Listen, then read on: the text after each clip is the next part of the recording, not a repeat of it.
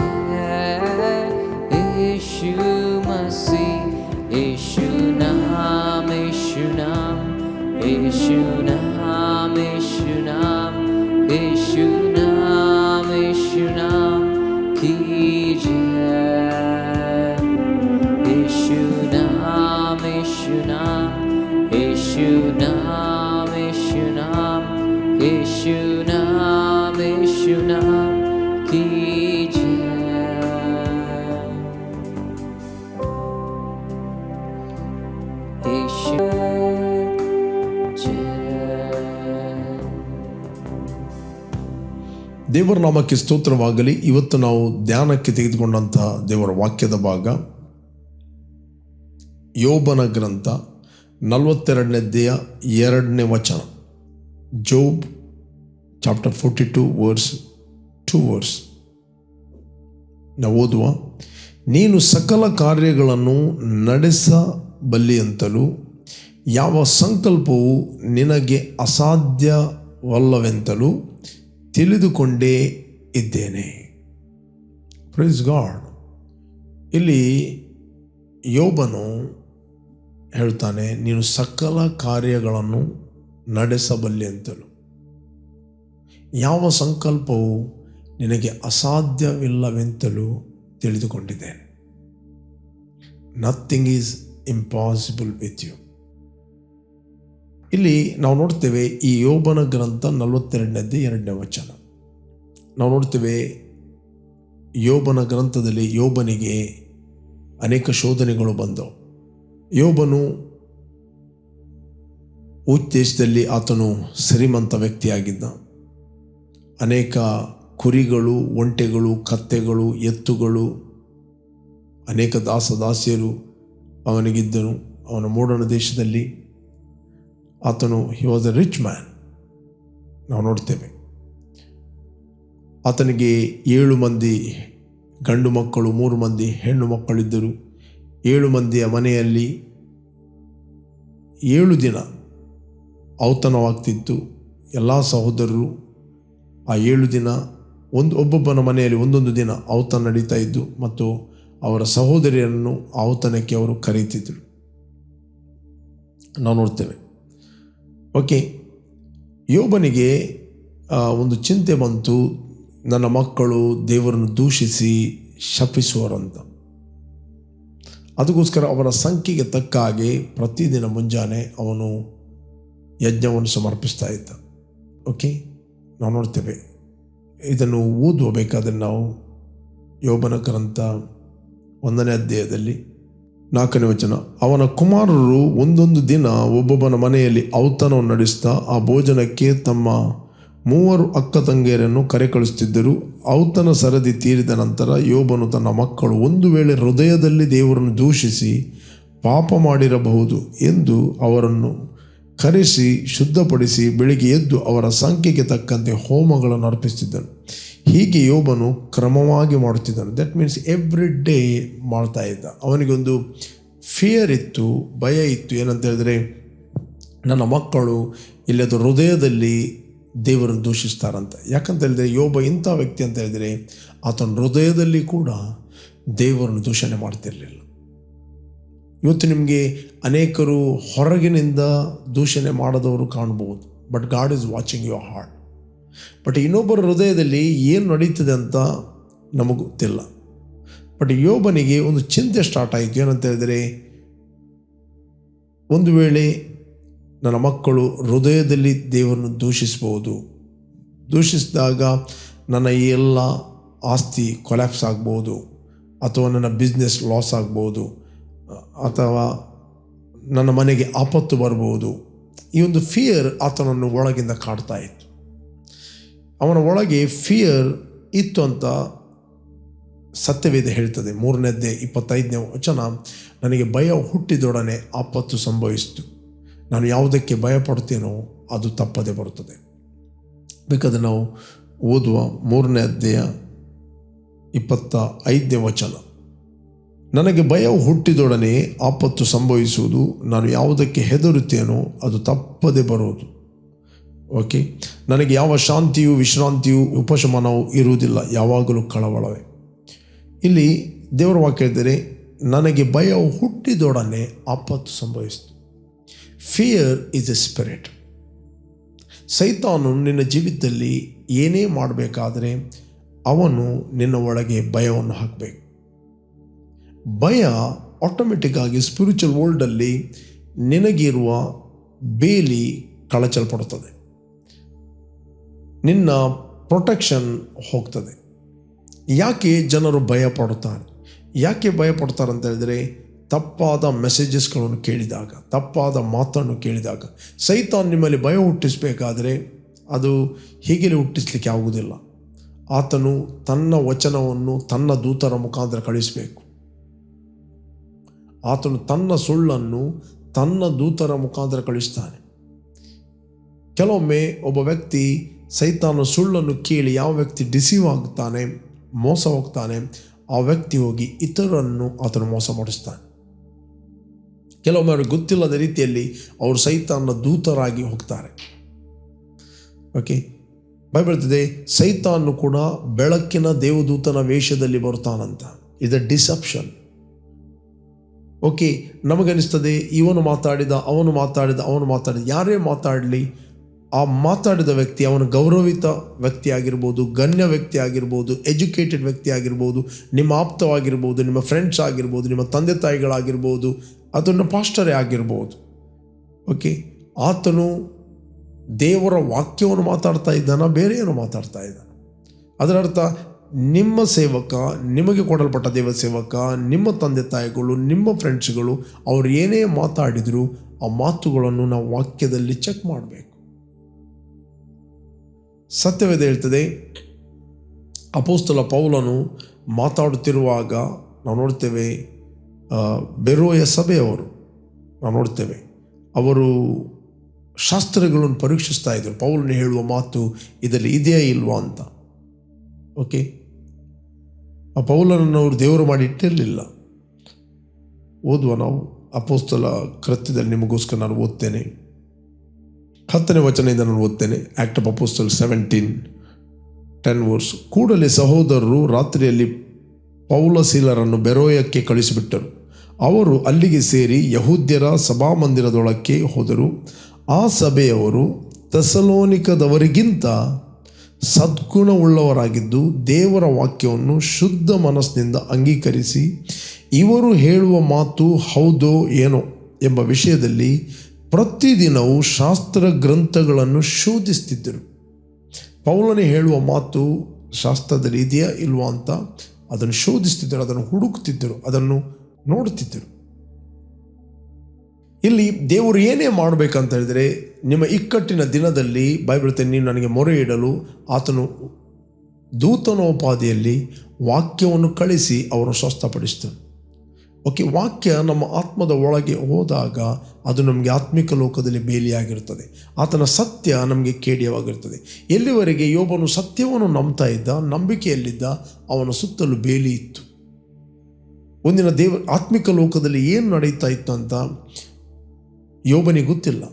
But ಪವಿತ್ರ ಆತ್ಮನು ನಮ್ಮ ಒಂದು ಕಲಿಯುವಿಕೆಗೋಸ್ಕರ ಆತನು ಮಾತಾಡಿದ್ದಾನೆ. ಓಕೆ, ಒಂದಾನೊಂದು ದಿನ ದೇವರ ಸನ್ನಿಧಾನದಲ್ಲಿ ದೇವದೂತರು ಸೇರಲಾಗಿ ಆಪಾದಕ ದೂತನು ಕೂಡ ಬಂದನು. ದೇವರು ಅವನ ಹತ್ರ ಕೇಳಿದ, ಎಲ್ಲಿಂದ ಬಂದಿ? ಭೂಲೋಕದಲ್ಲೆಲ್ಲ ತಿರುಗಿ ಅಲ್ಲಲ್ಲಿ ಇದ್ದುಕೊಂಡು ನಾನು ಬಂದೆನು. ನನ್ನ ಸೇವಕನಾದ ಯೋಬನ ಮೇಲೆ ಗಮನವಿಟ್ಟೆಯ. ಅವನಿಗೆ ಸಮನಾದವನು ಭೂಲೋಕದಲ್ಲಿ ಯಾರೂ ಇಲ್ಲ. ಅವನು ಭಕ್ತನು, ಕೆಟ್ಟದನ್ನು ನಿರಾಕರಿಸಿದವನು, ಆತನು ಯಥಾರ್ಥ ಚಿತ್ತನು. ದೇವರು ಹೇಳ್ತಾನೆ. ಅದಕ್ಕೆ ಸೈತಾನ ಹೇಳ್ತಾನೆ, ಯೋಬನು ನಿನ್ನ ಮೇಲೆ ಭಯಭಕ್ತಿಯನ್ನು ಇಟ್ಟಿದ್ದಾನೆ, ಲಾಭವಿಲ್ಲದೆ ಇಟ್ಟಿದ್ದಾನ.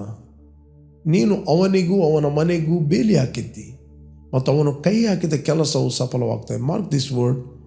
ನಂಬರ್ 1, ಬೇಲಿ ಹಾಕಿದ್ದಿ. 2ನೇದು, ಕೈ ಹಾಕಿದ ಕೆಲಸವು ಸಫಲವಾಗ್ತದೆ. ಕೀರ್ತನೆಯಲ್ಲಿ ಹೇಳ್ತದೆ, ಅವನು ಕೈ ಹಾಕಿದ ಕೆಲಸವು ಅವನಿಗೆ ಸಫಲವಾಗುವುದು. ಯಾಕೆ ಸಫಲವಾಗುವುದು? ದುಷ್ಟರ ಆಲೋಚನೆ ನಡೆಯದೆ, ಪಾಪಾತ್ಮನ ಮಾರ್ಗದಲ್ಲಿ ನಿಂತುಕೊಳ್ಳದೆ, ಧರ್ಮ ನಿಂದಕನ್ನು ಕೂತುಕೊಳ್ಳದೆ, ಸೈತಾನ್ ತನ್ನ ಸುಳ್ಳನ್ನು ಈ 3 ವ್ಯಕ್ತಿಯ ಮೂಲಕ ತಂದು ಬರುತ್ತಾನೆ. ದುಷ್ಟ ಅಂತ ಹೇಳಿದರೆ ದೇವರ ವಾಕ್ಯವನ್ನು ಅಲಕ್ಷ್ಯ ಮಾಡುವ. ಓಕೆ. ಧರ್ಮ ನಿಂದಕ ಅಂತ ಹೇಳಿದರೆ ನಿನ್ನ ವಾಕ್ಯ, ನಿನ್ನ ಫೇತ್ ಮಾತಾಡುವಾಗ ಕ್ರಿಟಿಸೈಸ್ ಮಾಡುವ. ಪಾಪಾತ್ಮ ಅಂತ ಹೇಳಿದರೆ ದೇವರ ವಾಕ್ಯ ಗೊತ್ತಿದ್ದರೂ ಕೂಡ ಅದನ್ನು ಅವರಿಗೆ ಅನುಸರಿಸಲಿಕ್ಕೆ ಬೇಡ. Okay. May be they are your friends, may be they your parents, may be ನಿನ್ನ ಆಪ್ತರು, ಮೇ ಬಿ ಅವರು ಗಣ್ಯ ವ್ಯಕ್ತಿಗಳು, ಅವ್ರು ಯಾರೇ ಆಗಿರ್ಬೋದು. ದೇವರಿಗಿಂತ ದೊಡ್ಡವನು ಯಾರೂ ಇಲ್ಲ. ಓಕೆ. ದೇವರಿಗಿಂತ ದೊಡ್ಡವನು ಯಾರೂ ಇಲ್ಲ. ಇವರ ಆಲೋಚನೆ ನಡೆಯದೆ ದೇವರ ವಾಕ್ಯವನ್ನೇ ಒಪ್ಪಿಕೊಂಡು ಧರ್ಮಶಾಸ್ತ್ರದ ಆನಂದ ಪಡುವರಾಗಿ ಹಗಲು ಇರುಳು ಧ್ಯಾನ ಮಾಡುವನು ಎಷ್ಟೋ ಧನ್ಯ. ನೀರಿನ ಕಾಲುವೆಗಳ ಬಳಿಯಲ್ಲಿ ಬೆಳೆದ ಮರ ತಕ್ಕ ಕಾಲದಲ್ಲಿ ಫಲ ಕೊಡ್ತಾನೆ. ಅದರಂತೆ ಅವನು ಕೈ ಹಾಕಿದ ಕೆಲಸ ಸಫಲವಾಗ್ತದೆ. ದಟ್ ಮೀನ್ಸ್ ಕಾಣದ ಲೋಕದಲ್ಲಿ ವಾಕ್ಯ ನಿನ್ನ ಆತ್ಮದ ಒಳಗೆ ಪ್ರವೇಶಿಸ್ತಂದರೆ ಕಾಣದ ಲೋಕದಲ್ಲಿ you are connecting and agree with God. ಆತನ ವಾಕ್ಯ ನಿನಗೆ ಬೇಲಿಯಾಗಿ ನಿಲ್ಲುತ್ತದೆ. ಇಲ್ಲಿ ಸೈತಾನ ಹೇಳ್ತಾ ಇದ್ದಾನೆ, ಅವನಿಗೆ ಬೇಲಿ ಹಾಕಿದಿ, ಅವನು ಕೈ ಹಾಕಿದ ಕೆಲಸವನ್ನು ನೀನು ಸಫಲಪಡಿಸಿದೆ. ಯಾಕೆ ಕೈ ಹಾಕಿದ ಕೆಲಸವನ್ನು ದೇವರು ಸಫಲಪಡಿಸ್ತಾನೆ? ಯಾಕಂತ ಹೇಳಿದರೆ ಡೇವಿಡ್ ಹೇಳ್ತಾನೆ, ವಾಕ್ಯವನ್ನು ಮೆಡಿಟೇಟ್ ಮಾಡಿದಾಗ, ವಾಕ್ಯವನ್ನು ಬಿಟ್ಟಾಗ, ನೀವು ಬೇರೆ ಏನಾದರೂ ಸಂಗತಿ ಕೇಳಿದಾಗ, ನಕಾರಾತ್ಮಕ ಸಂಗತಿಗಳು, ಅಲ್ಲಿ ಫಿಯರ್ ಬರ್ತದೆ. ಭಯ ಬರುವಾಗ ನೀವು ಸೈತಾನಿಗೆ ಡೋರ್ ಓಪನ್ ಮಾಡ್ತೀರಿ. ಸೈತಾನಿಗೆ ಡೋರನ್ನು ಓಪನ್ ಮಾಡ್ತೇವೆ. ಸಿಂಪಲ್. ಈಗ ಬಾರ್ನ್ ಅಗೇನ್ ಆದವರು ನಾವು ಯಾರಾಗಿದ್ದೇವೆ? ಕ್ರಿಸ್ತನೊಂದಿಗೆ ಬಾಧ್ಯರು. ಮಕ್ಕಳಾಗಿದ್ದ ನೀವು ಬಾಧ್ಯರು, ದೇವರಿಗೆ ಬಾಧ್ಯರು, ಕ್ರಿಸ್ತನೊಂದಿಗೆ ಬಾಧ್ಯರು. We are one with him. ನಾವು ಆಶೀರ್ವಾದಕ್ಕೆ ಬಾಧ್ಯರು, ಶಾಪಕ್ಕೆ ಬಾಧ್ಯರಲ್ಲ. ನಾವು ದೇವರಿಂದ ಹುಟ್ಟಿದವರು. ದೇವರ ಲೈಫ್, ದೇವರ DNA ನಮ್ಮಲ್ಲಿ ಇದೆ, ಅದಕ್ಕೆ ಸಂಬಂಧಪಟ್ಟವರು. ಸ್ಟಿಲ್ ಯಾಕೆ ಜನರೇಷನ್ ಕರ್ಸ್ಗಳು ಆಪರೇಟ್ ಆಗ್ತಾ ಇವೆ? Because they are believing. ಯಾರೋ ಬಂದು ಹೇಳ್ತಾರೆ, ನಿನಗೆ ಜನರೇಷನ್ ಕರ್ಸ್ ಇದೆ, ರಕ್ತ ಸಂಬಂಧವಾದ ಶಾಪಗಳು ಇನ್ನಿದೆ, ನಿನಗೆ ಅದನ್ನು ಮುರಿಯುತ್ತೇವೆ ಅಂತ ಹೇಳಿದೆ. ಶಾಪಗಳನ್ನು ಮುರಿಯುವುದು ಬೇರೆ ಯಾರಲ್ಲ, ದೇವರ ವಾಕ್ಯದ ಸತ್ಯ. ಸತ್ಯ ಒಳಗೆ ಬರುವಾಗ ಸುಳ್ಳುಗಳು ಕಳಚಲ್ಪಡುತ್ತವೆ. ಓಕೆ. ನೀನು ಆ ಶಾಪಕ್ಕೆ ಕಟ್ಟಪ್ಪ ಆಗಿದ್ದಿ. ಯಾವಾಗ ನೀವು ನಂಬುತ್ತಿ, ನಿನ್ನಲ್ಲಿ ಭಯ ಬರುತ್ತದೆ, ಡೌಟ್ ಬರ್ತದೆ, ನೀವು ಡೋರ್ ಓಪನ್ ಮಾಡುತ್ತಿ, ಪುನಃ ಅವರು ಪ್ರೇಯರ್ ಮಾಡುವಾಗ ಮ್ಯಾನಿಫೆಸ್ಟೇಷನ್ ಕಾಣ್ತದೆ. ವಾಮಿಟಿಂಗ್ ಮಾಡುವಂಥದ್ದು, ಡೆಲಿವರ್ ಆದಾಗೆ ಮಾಡುವಂಥದ್ದು. ಯಾಕೆ ಮಾಡ್ತದೆ? ಮೊದಲು ಅವರು ಸುಳ್ಳನ್ನು ತುಂಬಿಸ್ತಾರೆ, ನೆಕ್ಸ್ಟ್ ಸುಳ್ಳನ್ನು ತುಂಬುತ್ತದೆ, ಆ ಸುಳ್ಳು ಮ್ಯಾನಿಫೆಸ್ಟ್ ಆಗ್ತದೆ. ನೆಕ್ಸ್ಟ್ ಹೇಳ್ತಾರೆ ಬಿಟ್ಟು ಹೋಯಿತು ಅಂತ. ಎಲ್ಲಿ ಬಿಟ್ಟು ಹೋಗುದು? ಬಿಟ್ಟು ಹೋಗುವುದಿಲ್ಲ. ಎಲ್ಲಿವರೆಗೆ ಅವರಿಗೆ ಸತ್ಯ ಒಳಗೆ ಪ್ರವೇಶ ಆಗುವುದಿಲ್ಲ, ಆ ಸಂದರ್ಭದಲ್ಲಿ ಅವರಿಗೆ ಬಿಡುಗಡೆ ಆಗ್ಬೋದು. ಅವನು ಪುನಃ ಅದೇ ಸ್ಥಿತಿಯಲ್ಲಿರ್ತಾನೆ, ವರ್ಷಗಟ್ಟಲೆ ಅವನು ತಿರುಗುತ್ತಾ ಇರ್ತಾನೆ. ಆ ಕರ್ಸ್, ಈ curse, generation curse. This all deception.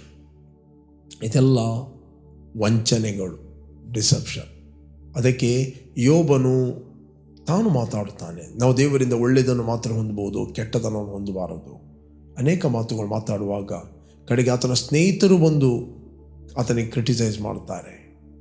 ಆತನ ಸ್ನೇಹಿತರು ಬಂದು ಅವನಿಗೆ ಜಡ್ಜ್ ಮಾಡ್ತಾರೆ. ಅವರ ಮಧ್ಯದಲ್ಲಿ ವಾಗ್ದಾನ ನಡೀತದೆ. ಆಗ ದೇವರು ಒಬ್ಬ ಯೌವನಸ್ಥನನ್ನು ಎಬ್ಬಿಸ್ತಾನೆ. ನಾವು ನೋಡಲಿಕ್ಕೆ ಹೋದರೆ ನಮಗೆ ಸಿಗ್ತದೆ. ಯೋಬ 32ನೇ ಅಧ್ಯಾಯದಲ್ಲಿ ಓದಿದರೆ ನಮಗೆ ಸಿಗ್ತದೆ. ಯೋಬ 32ನೇ ಅಧ್ಯಾಯ 6ರಿಂದ ಓದ್ತೇನೆ.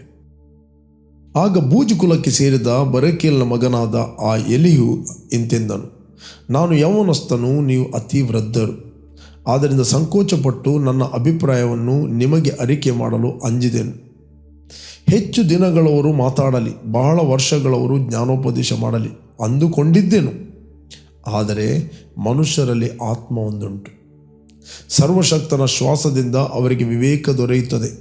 ವೃದ್ಧರೇ ಜ್ಞಾನಿಗಳಲ್ಲ, ಮುದುಕರು ಮಾತ್ರ ನ್ಯಾಯಬಲ್ಲವರಲ್ಲ. ಆದ ಕಾರಣ ನನ್ನ ಕಡೆಗೆ ಕಿವಿಗೊಡ್ರಿ, ನಾನು ನನ್ನ ಅಭಿಪ್ರಾಯವನ್ನು ಅರಿಕೆ ಮಾಡುವೆನೆಂದು ಹೇಳಿಕೊಳ್ಳುತ್ತೇನೆ. ಈಗ ನೀವು ಆಡುತ್ತಿದ್ದ ಮಾತುಗಳನ್ನು ಕಾದು ಕೇಳುತ್ತಿದ್ದೇನು. ರೈಟ್? ಹೀಗೆ ದೇವರು ರೈಟ್ ವ್ಯಕ್ತಿಯನ್ನು ಕಳಿಸಿ ರೈಟ್ ವರ್ಡ್ಗಳನ್ನು ಮಾತಾಡ್ತಾನೆ. ಮೂಮೆಂಟ್ ನೀವು ರೈಟ್ ವರ್ಡನ್ನು ಕೇಳಿದಾಗ there is a atmosphere, you creating atmosphere. ದೇವರು ಮಾತಾಡಲಿಕ್ಕೆ ಒಂದು ಅಟ್ಮಾಸ್ಫಿಯರ್ ಕ್ರಿಯೇಟ್ ಆಗ್ತದೆ. ಎಲ್ಲಿ ರೈಟ್ ಆದ ಬೋಧನೆ ನೀವು ಕೇಳಿದಾಗ you creating right atmosphere to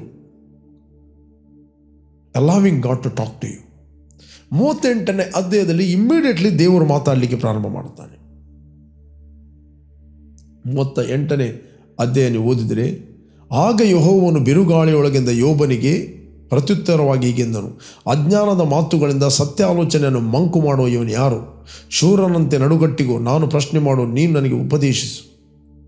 ಈಗ ದೇವರು ಹೇಳ್ತಾನೆ, ಅಜ್ಞಾನದ ಮಾತುಗಳಿಂದ ಸತ್ಯ ಆಲೋಚನೆಗಳನ್ನು ಮಂಕು ಮಾಡುವವನು ಯಾರು? ಸತ್ಯವನ್ನು ಮಂಕು ಮಾಡುವವನು ಇವನು ಯಾರು?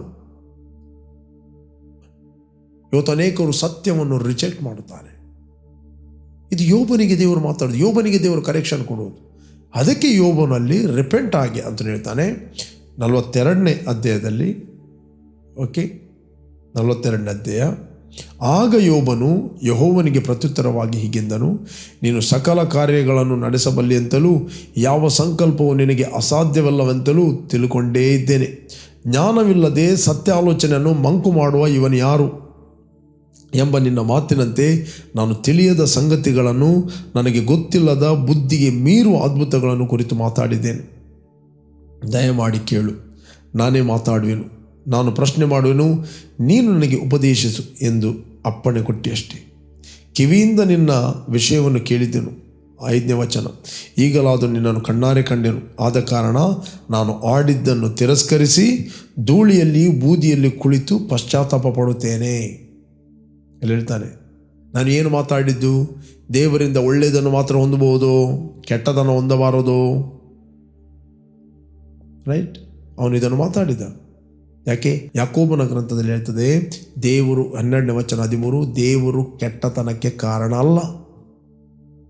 18ನೇ ವಚನ ಹೇಳ್ತದೆ, 17-18 ಎಲ್ಲ ಯಾಕೋಬನ ಗ್ರಂಥ 1 ಚಾಪ್ಟರ್ 17-18, ಎಲ್ಲ ಒಳ್ಳೆಯ ದಾನಗಳು, ಕುಂದಿಲ್ಲದ ವರಗಳು, ಸಕಲ ವಿಧವಾದ ಬೆಳಕಿಗೆ ಮೂಲನಾಗಿರುವ ಆತನಿಂದ ಬರುತ್ತದೆ. ಆತನಲ್ಲಿ ಚಂಚಲತ್ವ ಇಲ್ಲ, ವ್ಯತ್ಯಾಸದ ಸೂಚನೆ ಇಲ್ಲ. ನಮಗೆ ವಚನಗಳು ಯಾರ್ಯಾರು ಮಾತಾಡಿ ಸಿಗ್ತದೆ, ಅವರು ಮಾತಾಡಿದರು, ನೆಕ್ಸ್ಟ್ ಅವರು ರಿಪೆಂಟ್ ಆದರು, ಅದು ನೋಡುವುದಿಲ್ಲ. ಬಟ್ ಒಂದನ್ನು ಹಿಡಿತಾರೆ.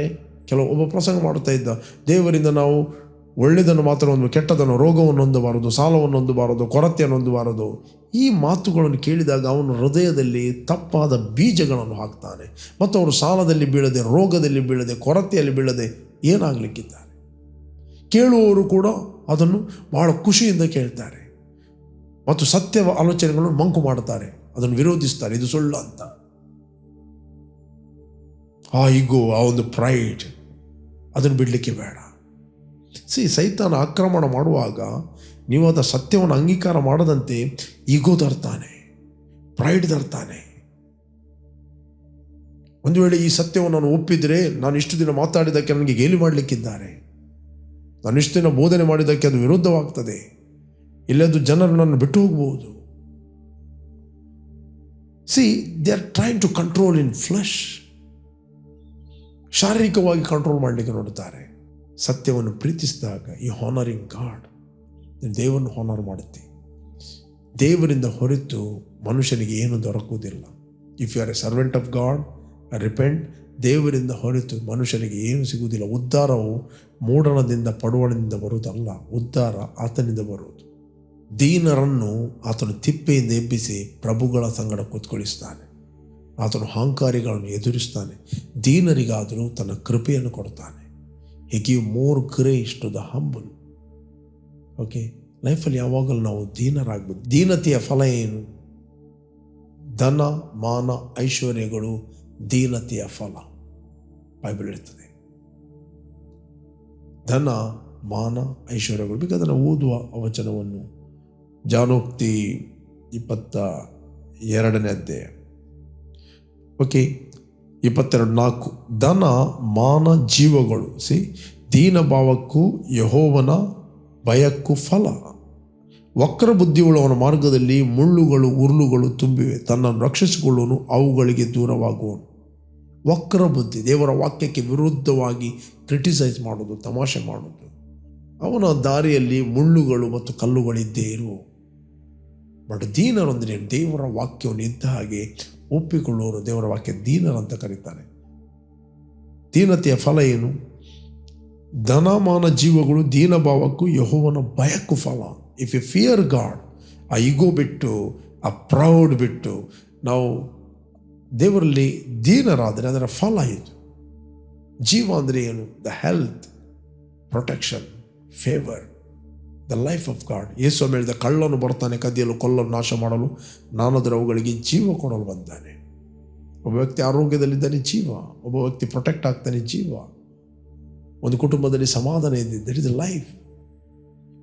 ಪ್ರೇರೆ, ನೀವೆಲ್ಲಿಂದ ವೀಕ್ಷಿಸ್ತಾ ಇದ್ದೀರಿ? ಇಷ್ಟರವರೆಗೆ ನೀವು ಯೇಸುವನ್ನು ರಕ್ಷಕನ ಒಡೆಯನೆಂದು ಅಂಗೀಕಾರ ಮಾಡದಿದ್ದರೆ ಇದು ನಿಮ್ಮ ಸಮಯ. ನಿಮ್ಮ ಹೃದಯದಲ್ಲಿ ಯೇಸುವನ್ನು ಕರೆಯಿರಿ. Will pray for you.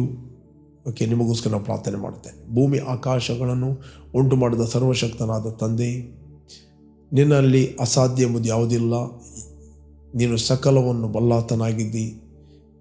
ನಿನಗೆ ಯಾವ ಕಾರ್ಯವು, ಯಾವ ಸಂಕಲ್ಪವು ನಿನ್ನಿಂದ ಅಸಾಧ್ಯವಲ್ಲ ಅಂತ ನಿನ್ನ ವಾಕ್ಯದ ಮೂಲಕ ಮಾತಾಡಿದಿ. ನಿನ್ನ ಸತ್ಯ ಪ್ರತಿಯೊಬ್ಬರ ಒಳಗೆ ಅದು ಉರಿಯಲಿ, ಪ್ರಕಟವಾಗಲಿ. ಪ್ರಕಟನ ಜ್ಞಾನದಿಂದ ಇವರು ಪ್ರಕಾಶಿಸಲಿ ಎಂದು ಪ್ರಾರ್ಥಿಸ್ತಾ ಇದ್ದೇನೆ. I bless each and every one of god in Jesus name, amen. Okay, ಯಾರು ನೀವು ಬರ್ತ್ಡೇ ಮತ್ತು ವೆಡ್ಡಿಂಗ್ ಆ್ಯನಿವರ್ಸರಿ ಸೆಲೆಬ್ರೇಟ್ ಮಾಡ್ತಾ ಇದ್ದೀರಿ, ನಿಮಗೋಸ್ಕರ ಪ್ರಾರ್ಥನೆ ಮಾಡ್ತೇವೆ. Blessed happy birthday and blessed happy wedding anniversary. ತಂದೆ, ಯಾರು ಬರ್ತ್ಡೇ ಮತ್ತು ವೆಡ್ಡಿಂಗ್ ಆ್ಯನಿವರ್ಸರಿ ಸೆಲೆಬ್ರೇಟ್ ಮಾಡ್ತಾ ಇದ್ದಾರೆ, ಇವರು ಫ್ರೂಟ್ಫುಲ್ ಆಗಲಿ, ಬ್ಲೆಸ್ ಆಗಲಿ. ಕೆಡುಕನೆಲ್ಲ ಕೈಗಳಿಂದ ಇವರನ್ನು ತಪ್ಪಿಸಿ ಕಾಪಾಡು. ಇವರ ಸ್ತರವು ಬದಲಾಗಲಿ, ಆಂತರ್ಯದಲ್ಲಿ ಇವರು ಪ್ರಜ್ವಲಿಸಲಿ, ಉರಿಯಲಿ ಎಂದು ಪ್ರಾರ್ಥಿಸ್ತೇನೆ. ಇವರ ದಾಂಪತ್ಯ ಜೀವಿತವು ಅನೇಕರಿಗೆ ಮಾದರಿಯಾಗಲಿ. In Jesus name, amen, amen. ಜಯದ ವಾಕ್ಯ ಈ ಕಾರ್ಯಕ್ರಮವನ್ನು ಪ್ರತಿದಿನ ಬೆಳಿಗ್ಗೆ ಬಿಗ್ ಜೆ ಟಿವಿಯಲ್ಲಿ 7 ಗಂಟೆಯಿಂದ 7:30ಕ್ಕೆ ವೀಕ್ಷಿಸಿರಿ. 7:30ರಿಂದ 8 ಗಂಟೆ ಇದೇ ಕಾರ್ಯಕ್ರಮವನ್ನು ರಿಪೀಟ್ ಆಗಿ ನಮ್ಮ ಯೂಟ್ಯೂಬ್ ಚಾನಲ್ ವೀಕ್ಷಿಸ್ಬೋದು. ನಮ್ಮ YouTube channel word of victory church Udupi. ಸಂಜೆ 7:15ರಿಂದ 8 ಗಂಟೆ ಲೈವ್ ಆಗಿ ನಾನು ಮಾತಾಡ್ತಾ ಇದ್ದೇನೆ ಫೇಸ್ಬುಕ್ ಮತ್ತು ಯೂಟ್ಯೂಬಲ್ಲಿ. ಬನ್ನಿ, ನನ್ನೊಟ್ಟಿಗೆ ಜಾಯ್ನ್ ಆಗಿರಿ. ಒಟ್ಟಾಗಿ ನಾವು ವಾಕ್ಯ ಧ್ಯಾನ ಮಾಡುವ, ಆರಾಧನೆ ಮಾಡುವ. You are all bless. Jesus loves you. Amen.